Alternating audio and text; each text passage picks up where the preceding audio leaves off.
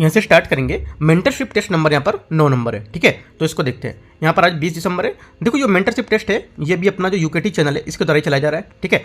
तो यहाँ से देखेंगे 10 क्वेश्चन रहेंगे आपके, कुछ करंट अफेयर्स के रहेंगे 2 से 3 क्वेश्चन, और अब बाकी आपके 7 क्वेश्चन स्टैटिक करेंगे, ठीक है। तो स्टार्ट करते हैं यहाँ से। यहाँ जो टॉपिक हमारा रहेगा सातवाहन है, ठीक है। अभी तक मैंने जो डिस्कस किया था मौर्यवंश किया था, अभी यहाँ पे सातवाहन जो रहेगा उसका तो यहाँ पे देखो सातवाहन के बारे में जितने भी क्वेश्चन रहेंगे वो यहाँ पे आपको दिखाएंगे, ठीक है। और आपका जो डेट है 20 दिसंबर, ठीक है। टेस्ट नंबर 9, ये आपका टॉपिक लिखा हुआ क्या टॉपिक पे क्वेश्चन है। पहला क्वेश्चन यहाँ से देखते हैं। सातवाहन राजवंश के संदर्भ में निम्नलिखित कथनों पर आपको विचार करना है। पहला, गौतमीपुत्र सतकर्णी सातवाहन वंश के संस्थापक थे, राइट। पहला क्या हो जाएगा, पहला स्टेटमेंट यहाँ से हमारा जो रहेगा ये स्टेटमेंट आपका गलत है, क्योंकि सातवाहन राजवंश की स्थापना सिमुक ने की थी। सिमुक के पश्चात कृष्ण थे, उन्होंने शासन किया, जिसके नेतृत्व में साम्राज्य का विस्तार नासिक तक हुआ था, ठीक है। तो पहला हमारा गलत हो जाएगा। गौतमीपुत्र सतकर्णी को सातवाहन राजवंश का सबसे महान राजा माना जाता था, ये स्टेटमेंट हमारा करेक्ट है, क्योंकि उनको महान राजा मानते थे। आपका जो 106 जो हमारा ईस्वी था, 106 से 130 ईस्वी तक यहाँ पर इन्होंने टाइम पीरियड था इनका, ठीक है। ये हमारा करेक्ट हो जाएगा सेकंड। तीसरा, सातकर्णी के अधीन सातवाहन साम्राज्य उत्तर में मालवा से लेकर दक्षिण में कर्नाटक तक फैला हुआ था, राइट। तीसरा क्या है, तीसरा भी हमारा यहाँ से करेक्ट हो जाएगा। तीसरी बात यहाँ पे सही बोल रहा है। इनकी उपलब्धियां का उल्लेख इनकी गौतमी जो बालाश्री द्वारा नासिक में यहाँ पर शिलालेख है वहाँ पे किया गया है, ठीक है। तो दोनों स्टेटमेंट यहाँ से करेक्ट है हमारे। पहला गलत है, पूछ रहा कौन सा सही है, तो हमारा 2 और 3 हमारे करेक्ट है। सेकेंड क्वेश्चन है, मेगालिथिक संरचना के प्रकारों को संबंधित निम्नलिखित कथनों पर आपको विचार करना है, ठीक है। देखते हैं इसको। यहाँ पे पहला स्टेटमेंट है,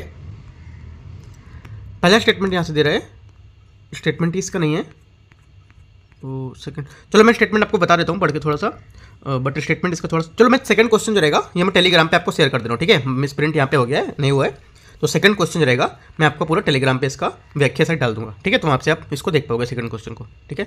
तीसरा क्वेश्चन देखते हैं। यहाँ से तीसरा क्वेश्चन है, प्राचीन भारत के जो निम्नलिखित बंदरगाह उस पर आपको विचार करना है। कोरकाई, ठीक है। कोरकाई जो हमारा है ये आधुनिक तिरुवली जो हमारा तिरुवेली है उसे जो मदुरई रामनाथ जिला है उसके दक्षिण के त्रावणकोर को कवर करता है, ठीक है। तो ये पांड्य के द्वारा यहाँ पर साम्राज्य में था, तो हमारा पहला करेक्ट हो गया। दूसरा, कावेरीपट्टनम, कावेरीपट्टनम आपका है ये तमिलनाडु के आधुनिक तंजौर के में, ठीक है, इसको कवर करता है। ये चोल राजाओं के द्वारा था, न कि पांड्य के द्वारा, तो गलत हो गया। मुसरी, मुसरी आपका यहाँ पर होगा, ये बंदरगाह राजधानी हमारी इसकी करवूर होगी, और ये अधिकतर केरल तट पर कवर करता था, ठीक है। ये चेरों के द्वारा था, ना कि पांड्य के द्वारा, तो गलत। हमारा पांड्य के द्वारा पूछा था तो सिर्फ पहला यहाँ पे होगा आंसर 1। अगला क्वेश्चन है क्वेश्चन नंबर 4, ठीक है। निम्नलिखित कथनों पर आपको विचार करना है। कौन सा शिलालेख सातवाहन काल से संबंधित है, राइट।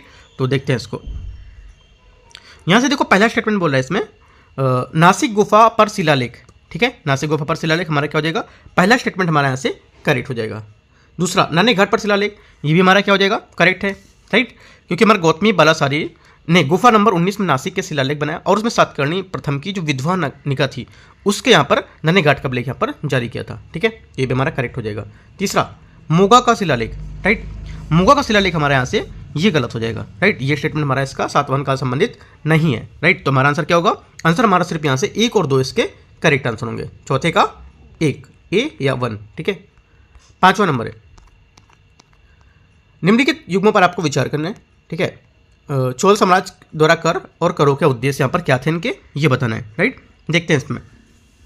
पहला बोला है तत्तरपट्टम, सुनारों पर कर लगाते थे लोग, ठीक है। ये हमारा पहला स्टेटमेंट यहाँ से सही होगा, राइट। दूसरा क्या है, एक दूसरा आपका बोला है वन्नार पराई। वन्नार पराई क्या होता है, वन्नार पराई धोबियों पर लगाया जाने वाला एक टैक्स था, ठीक है। तो ये भी हमारा करेक्ट हो गया।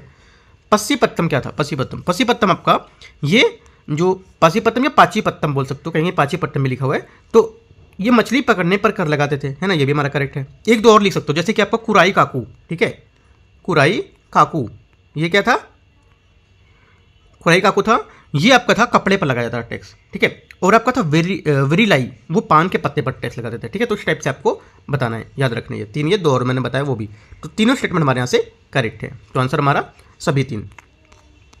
अगला 6वां नंबर क्वेश्चन है, चेरा साम्राज्य के संदर्भ में निम्नलिखित कथनों पर आपको विचार करना। चेरा या चेर साम्राज्य लिखा होगा, ठीक है।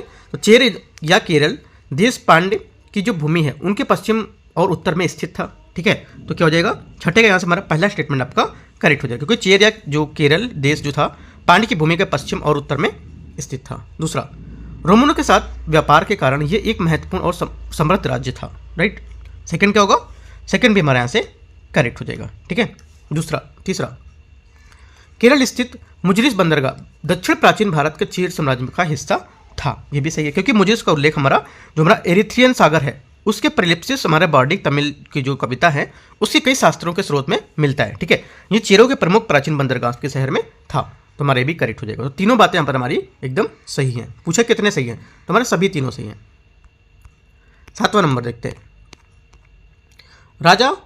राजराज चोल प्रथम के संबंध में निम्नलिखित कथनों पर आपको विचार करना है। चेर या केरल देश के पांड्य की भूमि के पश्चिम और उत्तर में क्या है स्थित था। ठीक है, ये क्षेत्र जो था समुद्र और पहाड़ों के बीच सक्रिय पट्टी पर फैला हुआ था।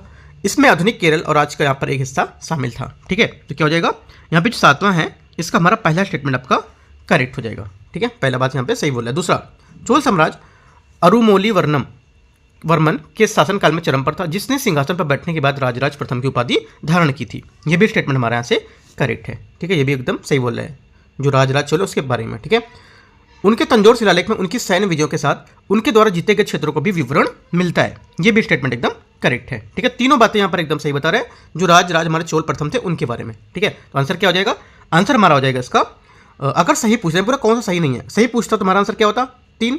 ठीक है, यहाँ पे पूछा कौन सा सही नहीं है, तुम्हारा आंसर क्या हो जाएगा यहाँ पर इसका फाइनली 4 यहाँ डी एस का करेक्ट आंसर हो जाएगा। 8वां नंबर है क्यासानूर फॉरेस्ट डिसीज जो है हमारा, ये आपको विचार करना है इस पर, ये थोड़ा करंट से लेके ये कैनाइन पार्वोवायरस के कारण यहाँ पर होता है। राइट, क्या हो जाएगा पहला स्टेटमेंट हमारा यहाँ से इसका गलत हो जाएगा, क्योंकि जो हमारा क्यासानूर जो फॉरेस्ट डिसीज है ये मंकी डिसीज इसको बोलते हैं। ठीक है, ये जूनोटिक बीमारी होती है। ये सर्वप्रथम बंदरों में पाई गई थी, जिसके परिणामस्वरूप बोलचाल की भाषा जो है जो यहाँ पर उसको इफेक्ट करती है, जो मुख्य रूप से मनुष्यों और बंदरों को यहाँ पर प्रभावित करता है। तो पहला हमारे यहाँ से गलत है, ये कैनाइन पार्वोवायरस से नहीं होता है। इसकी पहचान सबसे पहले 2007 में अफ्रीका के क्यासानूर जंगल के एक बीमार बंदर में की गई थी। ठीक है, सेकंड क्या होगा, सेकंड हमारा गलत, क्योंकि इसकी सर्वप्रथम पहचान 1957 में की गई थी, ना कि 2007 में भी गलत हो गया। भारत में फिलहाल इस वायरस का कोई टीका उपलब्ध नहीं है, गलत है, क्योंकि भारत में जो हमारा KFDV वैक्सीन जिसको बोलते हैं फॉर्मेलिन हमारा इनएक्टिवेटेड वैक्सीन जो है ये यहाँ पर मौजूद है इसके लिए। ठीक है, बोला नहीं है तो ये भी गलत हो गया। तो तीनों स्टेटमेंट हमारे यहाँ से गलत है, तो आंसर हमारा हो जाएगा 4 या D.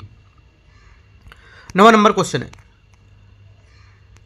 DNIL market outlook 2030 report हाल ही में निम्नलिखित में से किसके द्वारा जारी की गई थी।